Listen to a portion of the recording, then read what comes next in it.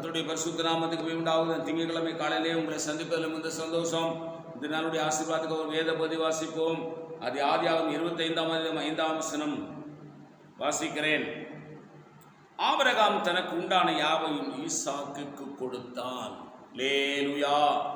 அன்றைய காலமான பொழுது ஆபிரகாம் தனக்கு உண்டான எல்லா ஐஸ்வர்யத்தையும் ஆபிரகாம் தன் குமாரனாக ஈசாக்குக்கு கொடுத்தான். கவனிங்க,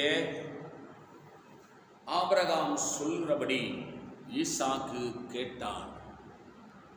ஒரு தகப்பன் சொல்கிறபடி பிள்ளைகள் கேட்குமானால் கர்த்தர் அந்த தகப்பன் மூலமாய் பிள்ளைகளை அவர் ஆசீர்வதிப்பார்.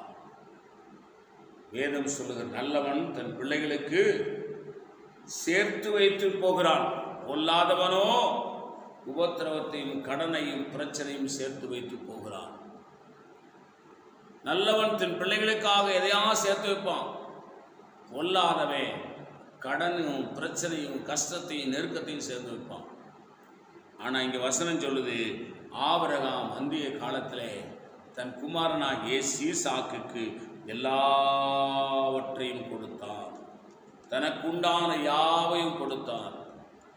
அருமை தேவ பிள்ளைகளே, உங்கள் பெற்றோருக்கு தகப்பனுக்கு நீங்கள் உண்மையாக இருந்தால், உத்தமமாக இருந்தால், ஆவிக்குரிய தகப்பனாகிய கர்த்தராகிய தேவனுக்கு நீங்கள் உண்மையாய் உத்தமமாய் இருந்தால், உங்களை வளர்க்கிற தாய் தகப்பனுக்கு நீங்கள் உத்தமமாய் உண்மையாய் இருந்தால், உங்களுடைய ஆவிக்குரிய வழியில் நடத்துகிற பூமிக்குரிய உங்களுடைய ஊழியக்காரர்களுக்கு நீங்கள் உண்மையாய் உத்தமமாய் நடந்தால், நிச்சயமாகவே கர்த்தர் வாக்கு பண்ணின எல்லா நன்மைகளையும் பெற்றுக்கொள்வீர்கள் என்பதை மட்டும் நீங்கள் மறந்து விடாதீர்கள்.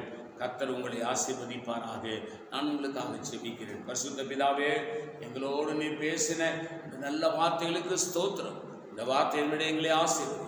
இயேசுவின் நாமத்தில் வேண்டிக் கொள்கிறோம் நல்ல பிதாவே, ஆமேன். God bless you. கர்த்தர் உங்களை ஆசீர்வதிப்பாராக.